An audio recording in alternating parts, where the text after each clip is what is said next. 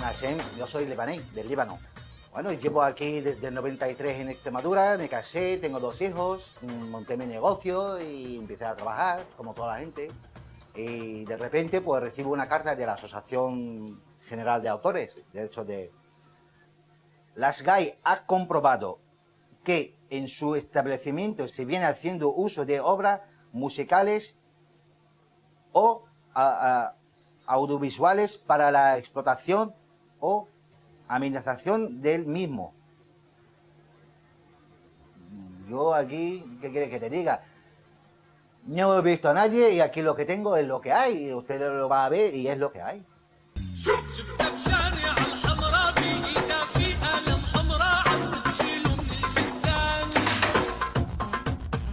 La mayor parte del negocio se dedica a la cocina. Y aquí tengo 2,70 por 2,90. Es el espacio para el público. Es comida para llevar. No tenemos instalaciones ni de cable, ni música de fuera, ni altavoces, ni lo único que tengo es un radio casero, un mini CD de estos chiquititos, casero. Y es el que tengo en la cocina. Y es el único tipo de música que se escucha aquí, música árabe, música libanesa. Esta música la traigo yo de mi tierra. Cada vez que se vaya mi hermano, o voy yo, o me entero que alguien viene y trae música, pues o me lo graba, o me lo manda, o me lo vende, o lo que sea, pero siempre he hecho de música así.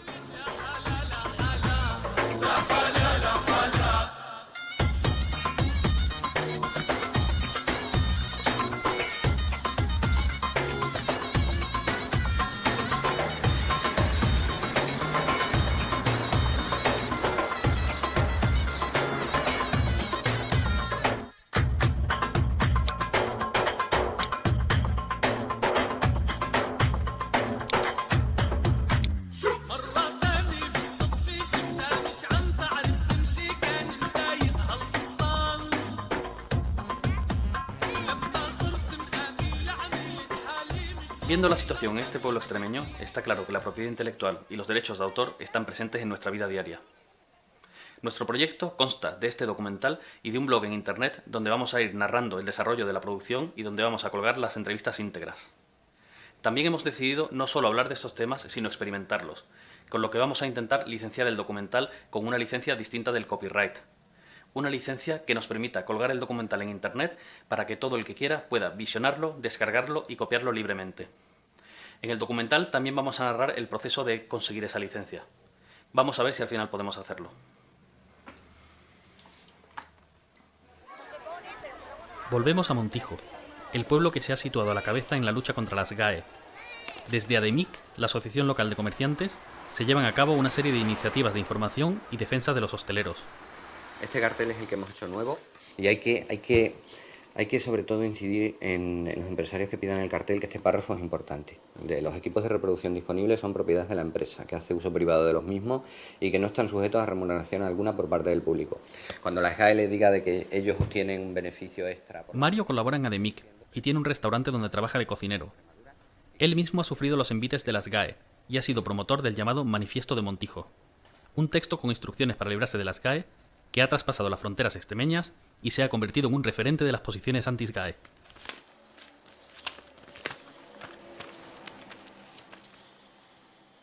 Haciendo uso del repertorio de SGAE, Val de la Calzada.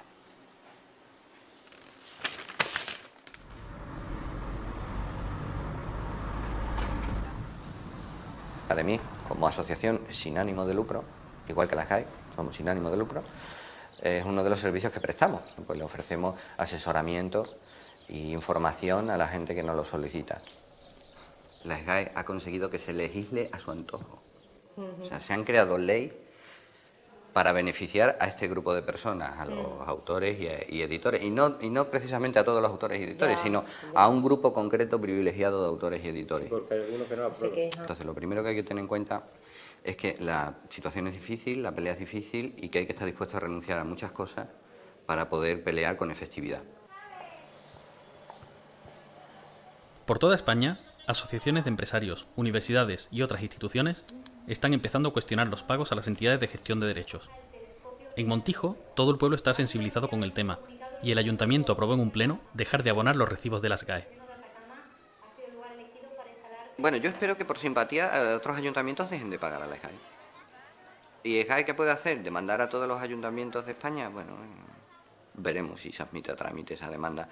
La cuestión es forzar el debate y forzar el cambio en la legislación. Y para forzarlo a veces hay que tomar medidas tan drásticas como esa. Todo el mundo ha oído hablar de las GAE, y a nadie le resultan desconocidos términos como canon digital, entidades de gestión o derechos de autor. Pero, ¿qué es exactamente la propiedad intelectual? La propiedad intelectual es el conjunto de derechos que regula la protección de las creaciones del ser humano. Se divide en dos tipos: la propiedad industrial, que protege a marcas y patentes, y los derechos de autor, que protegen a las creaciones artísticas, que son de los que nos vamos a ocupar. Según la ley española, son objeto de propiedad intelectual todas las creaciones originales literarias, artísticas o científicas, incluyendo libros, obras dramáticas y traducciones, composiciones musicales, obras cinematográficas, obras de pintura, fotografía y escultura, proyectos arquitectónicos y de ingeniería, y programas de ordenador. La ley distingue distintos tipos de derechos de autor. Primero tenemos los derechos morales, que serán siempre del autor, como el reconocimiento de la autoría o el respeto a la integridad de la obra. También tenemos los derechos de explotación, que son transferibles, como los derechos de reproducción o los de difusión pública. La ley determina también la duración de esos derechos de explotación. Es lo que se conoce como copyright. Actualmente la ley reconoce la protección de una obra hasta 70 años tras la muerte del autor, pasando esta entonces a dominio público. ¿Pero de dónde vienen este sistema y esta duración? Aunque por entonces legalmente no tenía dueño, la cultura se encontraba encerrada en los monasterios. Pero en 1439 Gutenberg inventó la imprenta, y esto lo cambió todo. La cultura empezó a circular.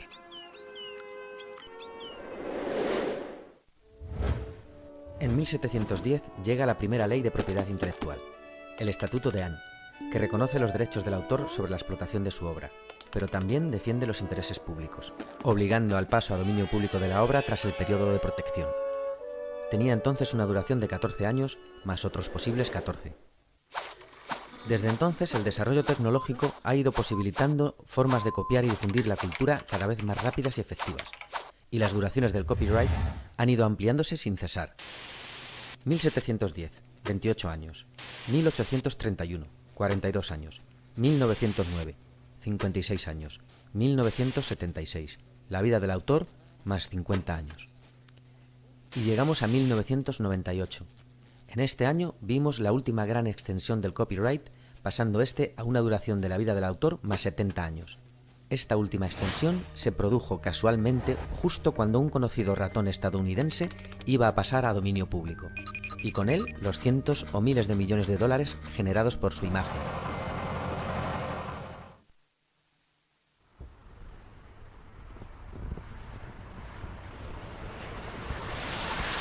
Para conocer los distintos tipos de licencias que existen, vamos a Barcelona a ver a Ignasi Labastida, profesor en la universidad y representante en España de Creative Commons, que es uno de los sistemas de licencias más conocidos del mundo.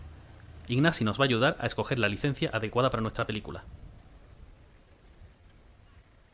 Bueno, Ignasi, hemos venido porque queremos el documental que vamos a producir, colgarlo en internet, que todo el mundo pueda descargárselo y copiarlo libremente.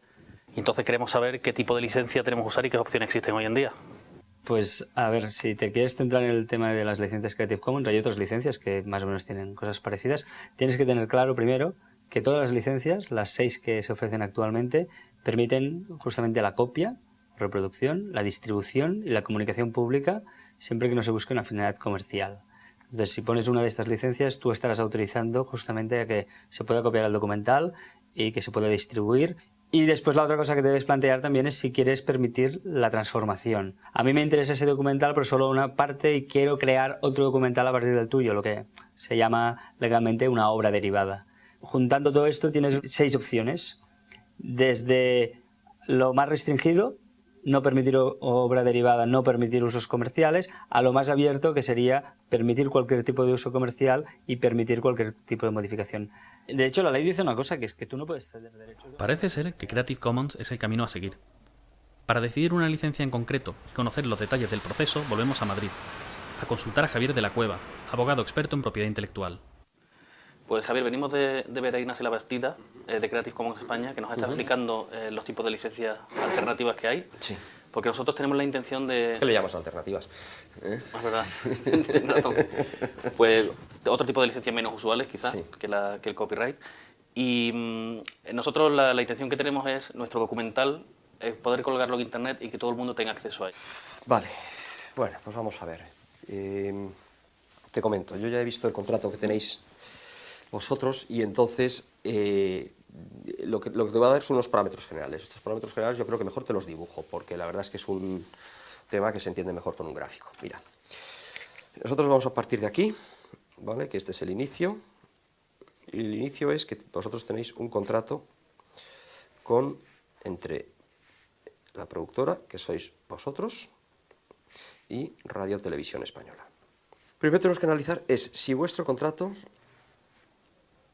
os permite colgarlo en internet, ¿vale? Porque claro, no solamente estáis grabando, sino que también tenéis gráficos, tenéis imágenes, tenéis personas que son las que están entrevistadas, pondréis una música, supongo, al documental, tenéis los derechos también del guionista y tenéis también los derechos del realizador, y luego pues los derechos vuestros como productora. Entonces, bueno, pues los derechos como productora son los que estamos analizando, pero vamos a ver. Javier nos explica el laberinto legal que suponen los distintos derechos en una producción audiovisual. Nos habla de derechos de autor y derechos de imagen, también de lo relativo a la coproducción y sus derechos de explotación. Nos cuenta todo lo que tenemos que hacer para poder colgar la película en internet. Tenemos que firmar un contrato de cesión de derechos con todas las personas que generan derechos de autor, como el guionista, director, músico, grafista. En ese contrato tenemos que especificar que el documental se va a licenciar con Creative Commons. Si alguien pertenece a alguna entidad de gestión de derechos como las GAE, se puede complicar la cosa, teniendo que pedir permisos extra. También tenemos que conseguir la autorización para usar la imagen de todas las personas que van a salir en el documental. Y por último, y no menos importante, tenemos que llegar a un acuerdo con Televisión Española, coproductores y copropietarios de la película. Este dibujo representa el camino que tenemos que seguir para poder editar el documental con una licencia copyleft y así poder colgarlo en internet, para que todo el mundo lo pueda visionar, descargar y copiar libremente. Si conseguimos llegar al sí de la derecha, podremos hacerlo, pero si acabamos en el no de abajo, no podremos colgarlo en la web, y ya veremos entonces cómo lo solucionamos. La llegada de Internet y la copia digital ha supuesto un gran aumento del fenómeno del intercambio de archivos, también denominado por algunos sectores con el nombre de piratería. En los últimos años, las ventas de CDs y DVDs han descendido considerablemente. Nuevas formas de consumo se van abriendo paso. La industria de la música y el cine está sufriendo ya grandes cambios, y la industria editorial, ante el crecimiento del libro electrónico, tiene la revolución ante sí. El cine es el sector más afectado por la llamada piratería. No dispone de los sistemas de protección anticopia del software, ni tampoco hay todavía alternativas de producción y comercialización, como las surgidas en el sector de la música. Si alguien tiene la posibilidad de descargarse una película totalmente gratis, provoca un efecto muy curioso, que es el cambio en la percepción del valor del cine. Porque lo que tenemos que tener claro es que el cine no puede ser gratis. La gente que hemos trabajado en cine y hemos trabajado en producción y hemos trabajado en películas, sabemos que hace falta mucho esfuerzo de mucha gente durante muchos meses para poder realizar una película. El objetivo mío particular, y es lo que yo quiero implantar en nuestra compañía, es que al final los cines se convierten en un destino de entretenimiento digital. Poder proyectar no solamente películas, sino que podemos proyectar documentales, podemos proyectar fútbol en directo, podemos proyectar óperas, como estamos haciendo ya. Lo que es un hecho es que en vez de ir más gente al cine, con la oportunidad que supone Internet, se ha reducido la asistencia a las salas y se ha reducido el alquiler y la compra de DVDs. Y de una forma dramática. Estamos hablando de un sector que se ha reducido a menos de la mitad en 4 años. Esperemos que los cines continúen existiendo, pero creo que a estas alturas ya es seguro que gran parte de la explotación del cine se hará a través de Internet. Filmotec es uno de los portales de visionado de películas en Internet de referencia en España. Por un precio de entre 1 y 2 euros se puede ver una película en el ordenador. En Estados Unidos están más adelantados. Netflix ofrece por $10 al mes una completa oferta de series y películas que se ven directamente en la televisión, que ya está conectada a Internet. El catálogo de Netflix es inmenso y está bien ordenado, comparado con los portales que se pueden encontrar en España.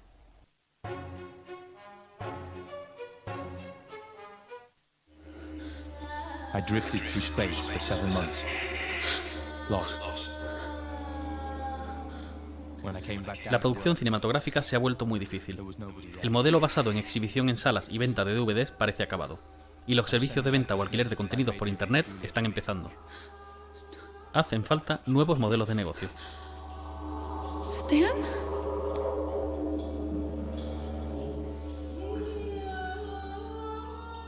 El Cosmonauta es un proyecto de largometraje, era un sueño que queríamos hacer, era, digamos, la historia ideal para apostar por ella y para perder tiempo en ella, y básicamente es una propuesta para renovar o solucionar ciertos problemas que vemos en la industria de manera bastante innovadora en cuanto a la financiación, la producción y la distribución. El modelo de negocio del Cosmonauta se basa en hacer participar al público en el proyecto, y así fidelizarlo antes de producir la película. En vez de ser un mero espectador, por 2 euros puedes convertirte en productor. A esto se le suman otras fuentes de financiación, como el merchandising, fiestas y patrocinios de marcas. En el Cosmonauta están usando el valor de su marca como un criterio de financiación, y así poder vender derechos de emisión a televisiones y cines con un público ya prácticamente asegurado, además de vender los múltiples productos derivados. Es un proyecto transmedia, el punto central es un largometraje, pero alrededor de él hay otros contenidos desarrollados para móvil, para libros, para texto, videojuegos, etc. Nuestra presencia en Internet además tiene mucho que ver también con nuestro modelo de negocio, porque lo que estamos haciendo gracias a Internet y también, bueno, gracias a eventos que hacemos en la calle, ¿no? Y eventos, conciertos, fiestas y demás, es el hecho de contactar con el público antes. Y ese contacto con los productores tiene mucho que ver porque ya estamos consiguiendo un público que después probablemente vaya a querer ir al cine, probablemente la vaya a ver en Internet o probablemente la vaya a ver en televisión y se vaya a comprar el DVD. Entonces, eso es también una cosa muy buena que nos dan nuestros productores. Que bueno, que nuestros productores lo que se convierten en productores cuando a partir de 2 euros compran un welcome pack. O sea, la aportación mínima son 2 euros. Y lo que se llevan es un certificado de productor donde personalizado con su nombre, un número de sorteo además, que sortearemos uno de los 2 trajes de cosmonauta auténticos que tenemos. Se llevan un par de pegatinas y una chapa.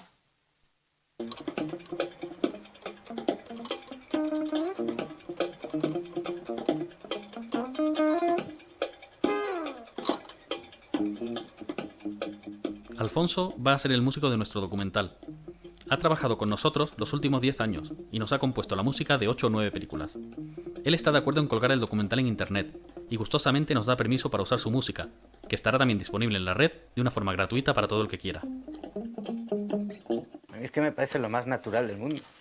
¿Sabes? Yo no, igual que a lo mejor he comentado que sí, que creo que alguna parte de mis derechos cuando están como estamos hablando, en Telecinco y están poniendo una canción mía me tiene que llegar, veo igual de natural el que se hagan trabajos, obras, creaciones para que estén directamente colgadas en la red y que vayan por una vía directa y libre de pasar por la sociedad de autores o por ningún lado. Alfonso es músico profesional y además de componer bandas sonoras, toca la guitarra y actúa en directo con cierta frecuencia. Tiene 3 grupos, Desechos, que es el más rapero, Wakame, de pop japonés, y también colabora con Mariam Hassan, una cantante saharaui. Como la inmensa mayoría de los socios de las GAE, Alfonso es un trabajador de la música, y poco tiene que ver con las grandes estrellas. Ahora mismo no sabemos si el mismo Alfonso puede legalmente colgar su propia música en Internet, sin generar derechos de autor. Las GAE podría reclamar un pago a la página web que aloje los archivos. Según el contrato de coproducción que tenemos con Televisión Española, no podemos colgar el documental en Internet. Les hemos propuesto licenciar el documental en copyleft y les hemos enviado información sobre Creative Commons. Estamos esperando su respuesta. La vía del derecho a la propia imagen no parece problemática e iremos recabando permisos mientras grabamos. En cuanto a los derechos de autor, el realizador, guionista, la grafista y el traductor de subtítulos no son problema. Al pertenecer nuestro músico a las GAE, podríamos tener alguna complicación. Pues tenemos que hablar con el abogado.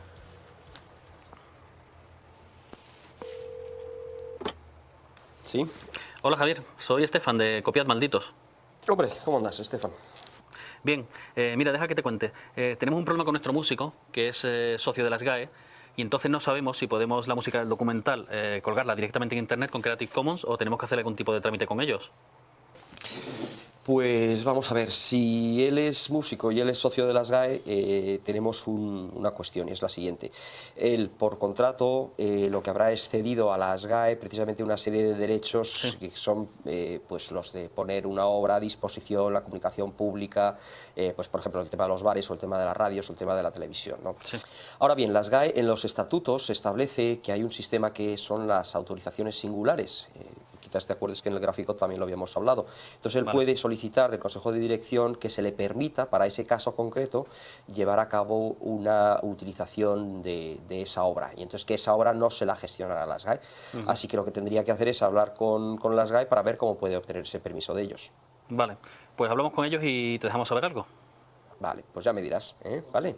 Venga, estupendo, hasta luego. Hasta luego, chao. Pues hay que llamar a la SGAE.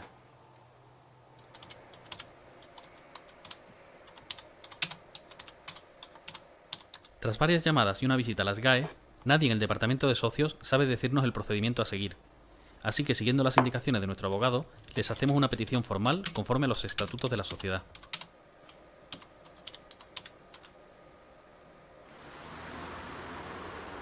Pues parece que ya nos hemos topado con la SGAE. ¿Pero cómo funcionan las SGAE?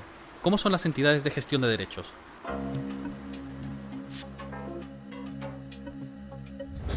La Ley de Propiedad Intelectual obliga a la gestión colectiva de los derechos de autor. Esto significa que un autor no puede recaudar directamente sus derechos, solo puede hacerlo a través de una entidad de gestión. En España hay 8 entidades de este tipo.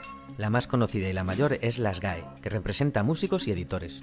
También tenemos a CEDRO, escritores, a GEDI, productores musicales, AIE, músicos, intérpretes y ejecutantes, a ISGE, actores, VEGAP, artistas visuales, EGEDA, productores audiovisuales, IDAMA, cineastas.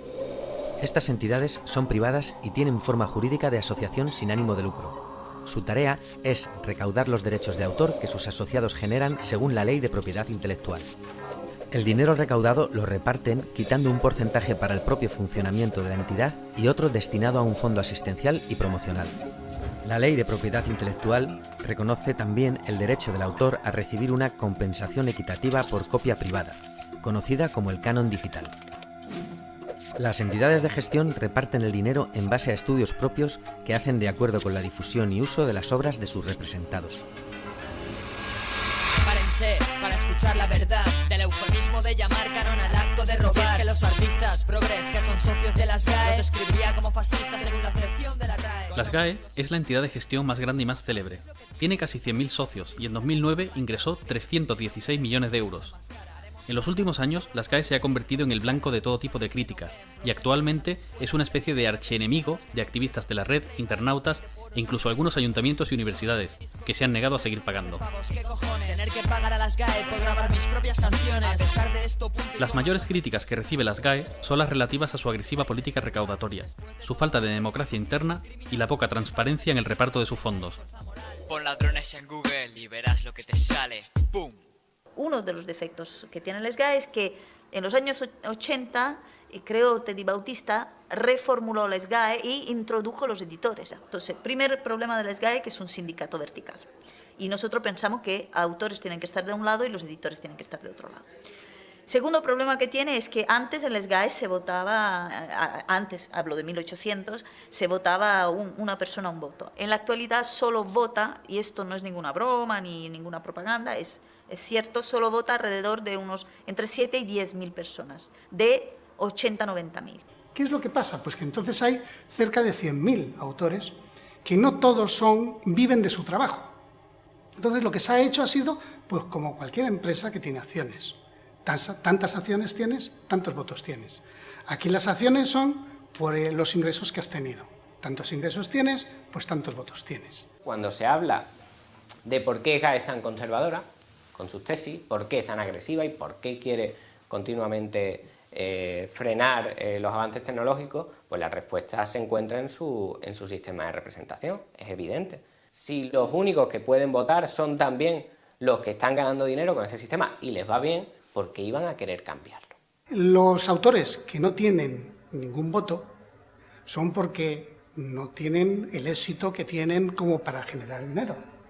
Ellos recaudan y luego reparten prácticamente casi todo de forma arbitraria y básicamente en este 10% que es el 10% que vota. El 1,75% recaudaba, o sea, se le repartía el 75% de los beneficios. El 1,75% de los que algo recauda se lleva el 75%. Hay en el ambiente de que no somos transparentes. Pero bueno, pero si es que ya no podemos publicar más. Ya lo único que tenemos que hacer es, pues, no sé, publicar con nombre y apellido lo que cobra cada uno, cosa que no puede hacer por la ley de protección de datos personales. Simona pertenece a Exgae, un colectivo barcelonés que difunde información sobre cómo librarte de las GAE. A Exgae se le unen decenas de grupos y miles de activistas que entienden que la propiedad intelectual debe ser gestionada de otra forma. Trabajan incansablemente para cambiar el actual sistema de gestión de derechos por uno más justo y transparente. Quieren reformular el concepto de cultura, que a menudo se entremezcla con el de entretenimiento y demasiadas veces con el de comercio. Hay una ley en este país, y no solo en este país, que dice que los únicos que pueden recaudar los derechos de autor en las televisiones, y en otros casos también, son las entidades de gestión. Y lo que pasa es que luego, en teoría, deberían repartirlas a los que tienen los derechos de autor. Esta performance de Leogasi era para decir a la industria que no pagaremos el pato, que la industria del entretenimiento que no se quiere reconvertir. Vamos a seguir aquí todavía un rato para contaros lo que está haciendo la ministra de Cultura en el Congreso de la Industria Cultural, justo aquí a unos pocos metros.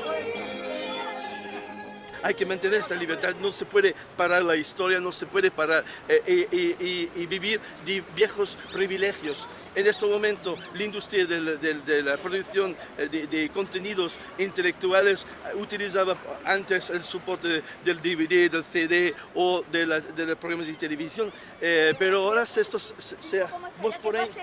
Ah, que el tráfico, perdona. ¿Sabéis que como payaso yo no puedo en ninguna de mis actuaciones citar una marca de un producto que existe?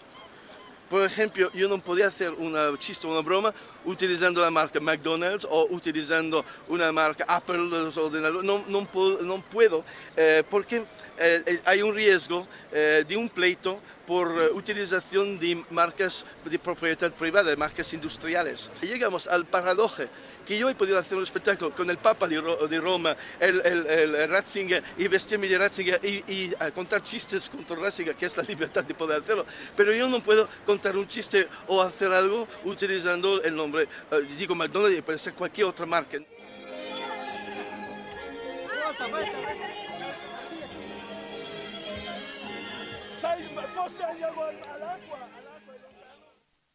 El juez, que hoy en día es magistrado en la Audiencia Provincial de Madrid... Javier de la Cueva nos asesora legalmente. Es un abogado madrileño que trabaja defendiendo a personas o empresas demandadas por las entidades de gestión. Colabora estrechamente con David Bravo, y ambos han defendido a multitud de web de enlaces y bares demandados por las GAE y otras entidades de gestión. Tenemos el país más avanzado en sentencias de reconocimiento de los derechos de la cultura libre, por cuanto que somos los países además iniciales en cuanto a la primera sentencia sobre copyleft del mundo. Tenemos además unos jueces que han desarrollado perfectamente, porque lo han entendido de una manera estupenda, lo que es un enlace, y sin embargo lo que tenemos es un poder político que es ciego a lo que pide la sociedad.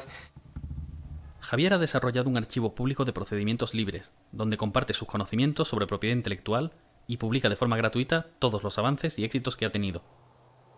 David Bravo y otros abogados colaboran en esta tarea, y todos intercambian libremente sus experiencias. Es el copyleft aplicado al derecho. Es un derecho procesal distribuido. Entonces, de esa manera, antes el conocimiento estaba concentrado, que era el que daba el poder, y ahora el conocimiento está distribuido. Entonces, mediante esa inteligencia colectiva, pues se pueden obtener muchísimos mejores resultados que lo que pudieran ser una persona que fuera la depositaria del conocimiento. Estos abogados también dedican parte de su tiempo y esfuerzo a divulgar. Es frecuente su presencia en medios de comunicación, charlas universitarias y centros sociales, donde explican su visión de la propiedad intelectual. Nos llaman para que demos información sobre nuestra actividad y claro que vamos. Y en la Universidad de Málaga pues igual, hay personas interesadas en eso. Si hay tipos que se dedican al copyleft y organizan eventos gratuitamente y lo hacen porque quieren ayudar a que se difundan estas ideas, pues si tú no cobras, yo tampoco voy a cobrar. Ahora que me llamas para que dé una conferencia en tu empresa y tal, te voy a cobrar.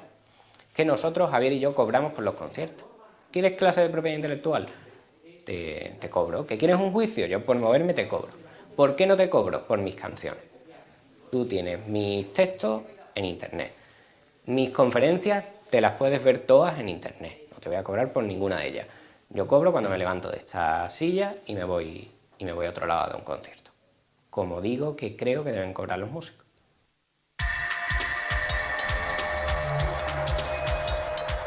Hemos conseguido los permisos de cesión de imagen de los participantes. Alfonso ya solicitó un permiso especial para que la música del documental no sea gestionada por las GAE y así poder colgar la película en internet. Seguimos esperando respuesta. Con Televisión Española hemos revisado el contrato y vamos a editar el documental con una licencia de Creative Commons.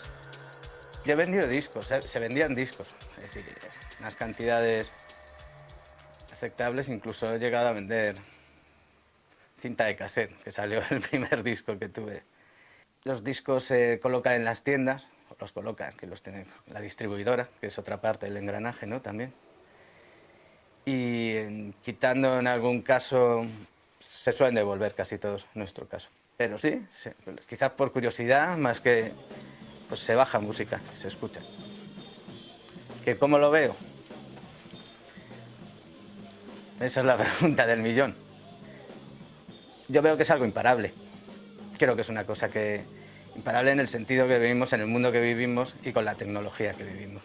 No creo que a millones y millones de chavales de 12 a 16 años y más les puedas en cualquier lado del mundo convencer de que una cosa que tienen al alcance de la mano con un botón esté prohibida.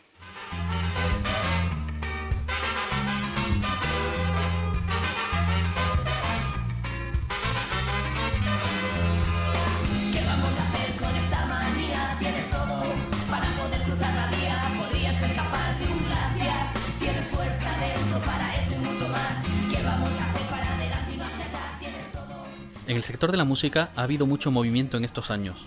El MP3 se ha universalizado y con el ancho de banda actual se pueden descargar de internet discos enteros en pocos segundos. Las ventas de CDs están bajando sin parar y muchos grupos han empezado a usar internet para darse a conocer e incluso comienzan a autoeditarse.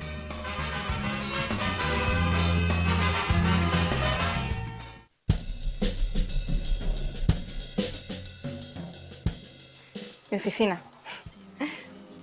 mi net label, ¿no? Mi sello, y no hace falta mucho más. El ordenador, la conexión a internet, y ahora lo he ordenado un poquito. La verdad es que normalmente esto está mucho peor, sobre todo por las cajas de los discos, que aquí tengo unas cuantas, las que necesito más a mano, si tengo que enviar algún disco. Aquí hay unas cuantas, pero como en todos los sellos pequeños, casi todo el mundo tiene cajas debajo de la cama, en casa de sus padres, en un armario maletero, porque claro, los discos la verdad es que los sacas, pero bueno, se venden poco. Y no se necesita mucho más, salvo echarle muchas horas, la verdad. Por un lado tengo la web del sello, donde voy alimentando cosas sobre los grupos, sus biografías, las noticias, demás. Y por otro lado, que me lleva bastante tiempo más, es una tienda online. Y luego también me dedico bastante a subir los discos, por ejemplo, a Last.fm o a Archive o ahí donde veo que el disco va a llegar a más gente, bueno, pues lo subo. Yo creo que las net labels están para otra cosa. Están para que la música llegue al mayor número de personas posibles y de la manera más barata posible. Y si esa manera es gratis, mejor. Pero no lo puedes ver como un negocio, no tendría sentido, porque para hacer negocio ya están ellos. Y si los grupos quieren hacer negocio, ya se van a buscar un contrato discográfico de una multinacional en que les dé dinero. Las discográficas grandes, las discográficas tradicionales, siguen usando esquemas de pasado. Y funcionan, pues eso, de una manera que Internet ha cambiado las reglas del juego. Entonces, se están quedando atrás, porque Internet te facilita a que una única empresa pueda hacerlo todo, y así es una net label. Una discográfica tradicional necesita de un distribuidor, necesita de una tienda y necesita de canales que conecten todos esos puntos de la cadena de la industria discográfica. Una net label lo hace todo ella sola. No necesitas a nadie, solamente necesitas el creador de la música. Intento moverme de una manera que sea también coherente con mis principios. Y así se lo explico a los grupos. Cuando hay un grupo que me gusta mucho, yo les digo que yo les quiero apoyar, les quiero sacar, pero estas son las cosas en las que creo. Creo en el copyleft, creo en la autogestión y hacerlo todo con los mínimos recursos. Si les parece bien, pues genial, yo feliz. Creo en un mundo con unas compañías que ya no son discográficas. Creo que el cambio es no solo, digamos, de definición, sino de concepto. Es decir, una compañía que basa su función en el disco ya no tiene sentido. La edición literaria se encuentra a las puertas de la revolución. Hay editores que llevan ya años publicando sus textos en Internet, donde se pueden descargar de forma gratuita. Paradójicamente, esto no perjudica su modelo de negocio. Traficante de Sueños es una librería asociativa, es una editorial, un proyecto editorial, es una alternativa de distribución, es un taller de diseño y es un espacio social. Editamos lo que consideramos que es interesante, lo colocamos a través de la distribución en los lugares que a nosotros nos interesa y llega al público que está más receptivo. O sea, desde que se puso en marcha las herramientas de licencias Creative Commons, ¿no? Que en un primer momento, sin duda, son unas herramientas muy prácticas, para nosotros iba implícito que al utilizar estas licencias los textos estuvieran disponibles en la red. Para mucha gente lo que resulta incomprensible es eso, que tú estés en el mismo día, digamos, que sale de imprenta los ejemplares de un nuevo libro y a la gente lo pueda descargar, ¿no? en Internet. Para nosotros, por una parte, es implícito a todo lo que es la filosofía de la cultura libre y, por otra parte, lo que permite precisamente es que alcancen una mayor difusión los textos y los contenidos. O sea, que nosotros somos una editorial, una experiencia pequeña, editamos pocos ejemplares, sin duda alguna, pero la incidencia que están teniendo los textos y el trabajo de algunos de los autores pues le lleva a que les puedan traducir la obra, les puedan invitar a congresos, a encuentros y demás, y es gracias a precisamente la divulgación que se ha hecho de su material a través de Internet, ¿no? Y que no se hubiese logrado en el soporte físico. Yo creo que la piratería en libros no llega a la dimensión que tiene la piratería en música. Entonces tampoco creo que haya que sobredimensionar la problemática. Evidentemente la industria del libro en general ha sufrido enormes y profundos cambios con la aparición de Internet. Nosotros queremos ofrecer digamos, un catálogo como el que tenemos en papel en oferta digital. Nadie se apresura a demoler su casa, si es que finalmente hay que acabar demoliéndola. Nadie se apresura a restarse oportunidades y, sobre todo, nadie se apresura a reducir su beneficio a final de año. Por tanto, los grupos editoriales han arrastrado los pies. Han dicho, vamos a ver esto cómo va evolucionando y vamos a ganar tiempo.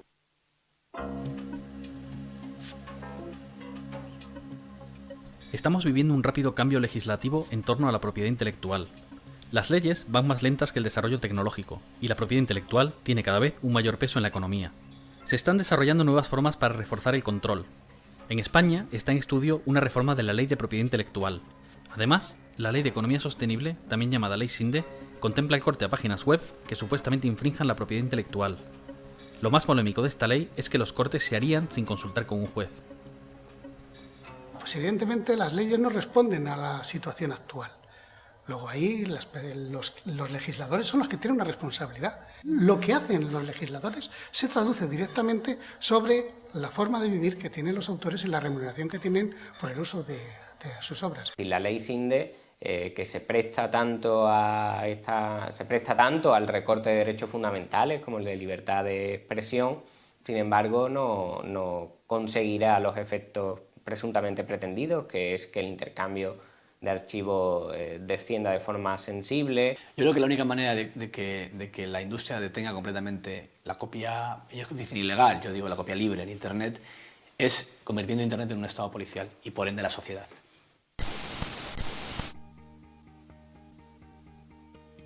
Un lector del blog nos ha mandado un vídeo suyo y nos ha parecido interesante enseñarlo. Seguidores, soy el Capitán Copia. Sinde, ¿me reconoces? Soy tu peor pesadilla. tengo miles de millones de discos duros como este, grabando, grabando y grabando sin parar, ¿comprendes? Yo soy mejor que el Spotify, chavales. Tengo miles de millones de canciones. Un momento. Aunque todas las televisiones lo hagan regularmente, ¿podemos nosotros legalmente usar este vídeo? Creo que nos toca otra vez ir al abogado. Para que tú puedas utilizar eso, te tienen que constar bien claritos que la persona que te envía ese vídeo tiene los derechos para cedértelos a ti, para que tú a su vez puedas meterlo dentro del documental. Y si no lo tienes, yo te aconsejo que no lo hagas. Y después hemos pensado viendo en televisión... Javier nos habla del derecho de cita, recogido en el artículo 32 de la Ley de Propiedad Intelectual, que permite el uso de ciertos materiales sin obtener el permiso previo del autor para labores de educación e investigación. Haciendo caso omiso de la ley, las televisiones usan sin reparo todo lo que encuentran en Internet para puro entretenimiento, no precisamente para educar e investigar. Hemos encontrado un vídeo en internet que nos tiene todos locos. Han juntado una canción de Encarnita Polo que no conozco ni yo, la que se llama Paco, Paco, Paco, de mi Paco, Paco, Paco. Con un videoclip de Beyoncé lo han juntado. Es una idea maquiavélica, pero encaja. ¡Qué curioso! Mira, mira. Ya vienen por el llano los migueletes. Los migueletes ya vienen por el llano, ven acá primo y siéntate aquí. Esa recolección y transformación de cualquier contenido que se encuentre en Internet se ha convertido en un fenómeno habitual en nuestros días.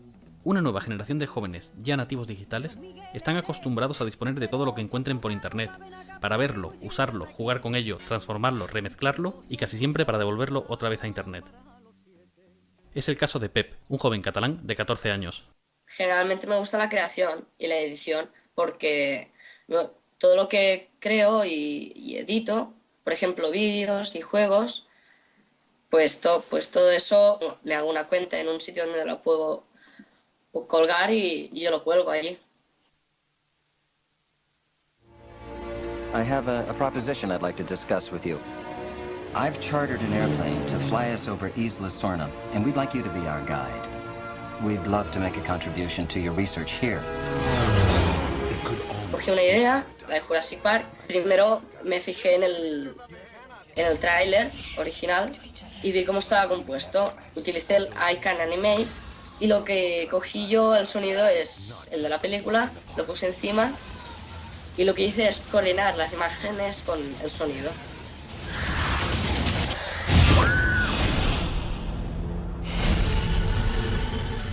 ¿Y la propiedad intelectual? ¿Y los derechos de autor? Pep dice que en el colegio nunca le han hablado de esos conceptos, y sobre el uso que él hace de material protegido que consigue en Internet, tiene una muy buena explicación. Pues la verdad es que yo en ese momento no sabía nada de derechos de autor. Todo lo que hacía cogiendo cosas de otros estudios, de otras personas, era ilegal. Pero yo no cobro por eso. O sea, es como legal e ilegal a la vez. Estaría muy mal coger imágenes de otra persona para ganar dinero. Pero a ver, lo que no me parece mal es que utilices esas imágenes o sonidos, pero sin que ganes dinero. Creo que las llamadas industrias culturales tienen que empezar a comprender a personas como Pep, que son sus futuros clientes. Eso sí, tienen también que asumir que Pep nunca va a comprar música en CD y probablemente tampoco una película en DVD.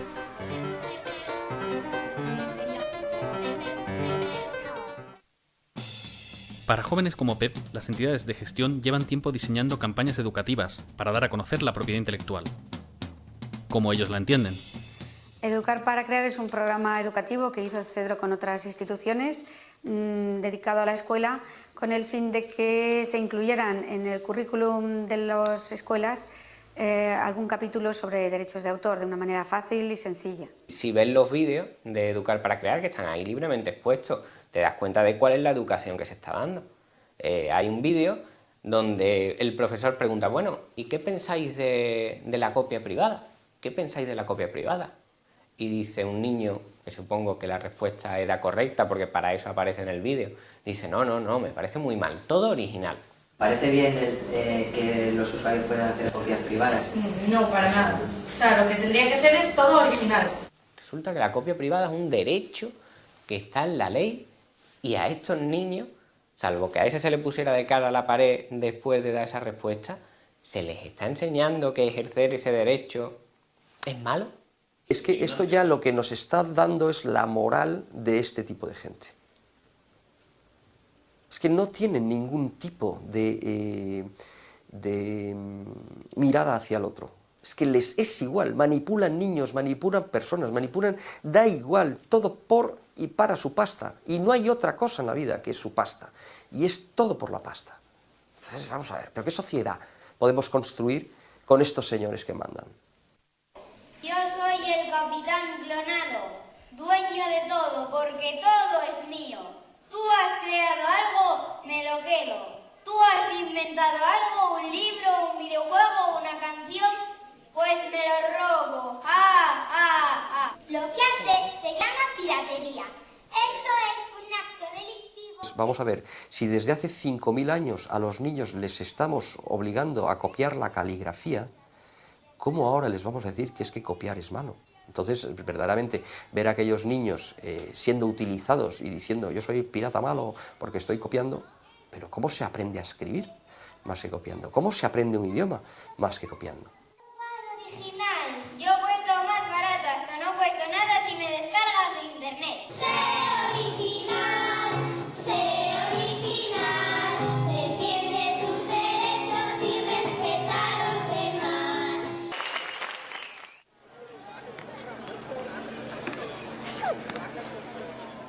Hasta ahora, el significado de cultura siempre me ha parecido que de cierta forma iba ligado al de comercio. Todo lo relativo a la gestión cultural, subvenciones o ayudas, legislación y las propias entidades de gestión de derechos se basan en una cultura que genera beneficio económico, una cultura comercial. Y muchas veces las llamadas industrias culturales son de facto industrias del entretenimiento. Pero una gran parte de los productores de cultura realizan su tarea de una forma no profesional o incluso altruista. No hay más que pensar en qué porcentaje de escritores viven de las ventas de sus libros, por no hablar de los músicos.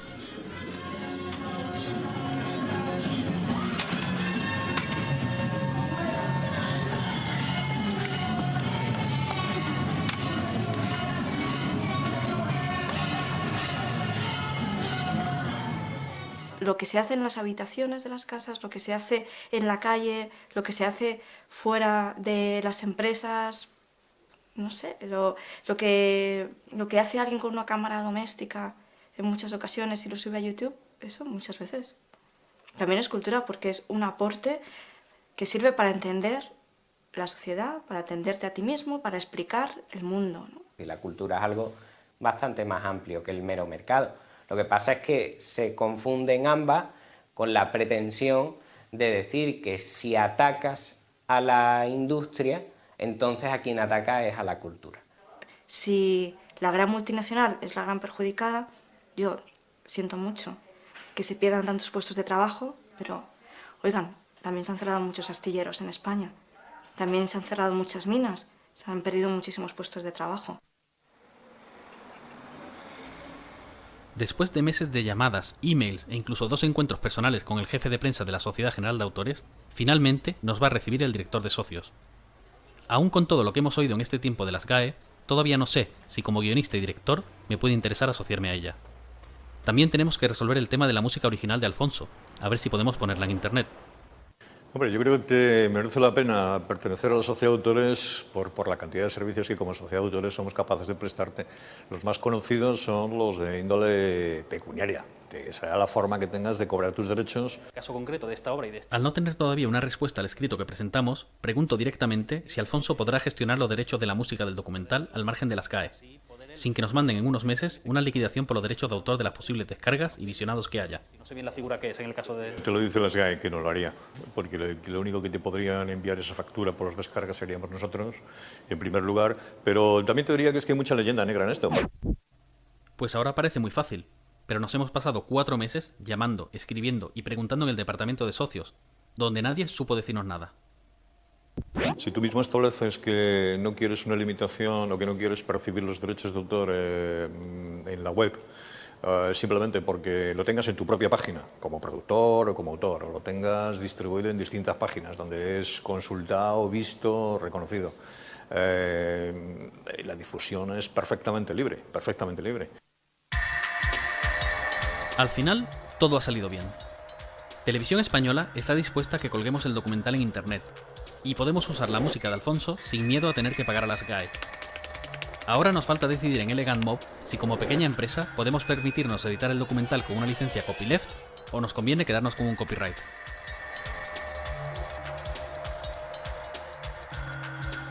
En cuanto a mí, la SGAE no me ofrece la flexibilidad que yo desearía en la gestión de los derechos de mis obras, y no reconoce otro tipo de licencia que no sea el copyright. Tengo también alguna duda sobre los sistemas de reparto, y además nunca podría participar en las asambleas, con lo que nadie me escucharía.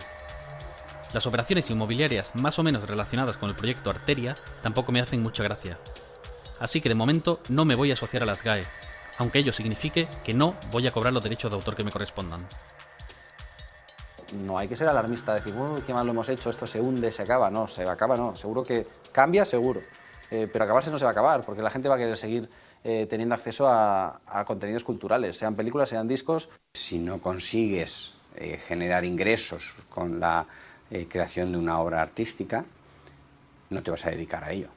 Nadie se va a dedicar a crear y a generar contenidos. Estamos en un momento en el cual parece que el mundo se acaba, que no va a haber manera de ganar dinero con la cultura, pero yo no creo que sea así. Yo creo que estamos en un momento de transición y que como toda transición llevará a un modelo nuevo de explotación y un modelo nuevo de relación entre los creadores, la industria cultural y los consumidores de información. Yo creo que Internet, que está creando problemas a otros niveles, como la pedofilia y en otras cosas, pues bueno, pues está, no por el hecho de ser una nueva tecnología es buena. En algunos momentos pues habrá que normalizarlo. A estas empresas que lo que hacen es se dedican sistemáticamente a vulnerar los derechos fundamentales de los ciudadanos, lo que hay que hacer es quebrarlas económicamente, que no tengan recursos para seguir haciendo de lobby. Vaya, música, hay más música que nunca, ¿no? Hay más gente, más bandas, más gente tocando instrumentos. Pero vamos, yo creo que la música va hacia adelante y por mucho tiempo, claro. Pues al final casi lo hemos conseguido. De acuerdo con Televisión Española, vamos a licenciar el documental en Creative Commons y vamos a colgarlo en internet para que todo el que quiera pueda visionarlo, descargarlo y copiarlo libremente. Nosotros en Elegant Mob pensamos que en este momento y en este caso es más positivo una distribución a través de internet que proteger el documental con un copyright. Desde las tablillas de arcilla de Mesopotamia de hace 5000 años hasta el último bestseller ya en el siglo XXI, siempre ha habido un escritor y un lector. Siempre habrá un autor y un espectador. Si algo he sacado en claro de toda esta historia es que la cultura nunca va a desaparecer, pero necesitamos que la propiedad intelectual se flexibilice y se actualice a los nuevos tiempos. Las llamadas industrias culturales y los intermediarios han ido cambiando a lo largo de la historia, y ahora con Internet toca otra gran evolución. Tenemos que entender que las cosas pueden cambiar, decrecer, evolucionar o incluso desaparecer, y eso no es algo que sea necesariamente malo.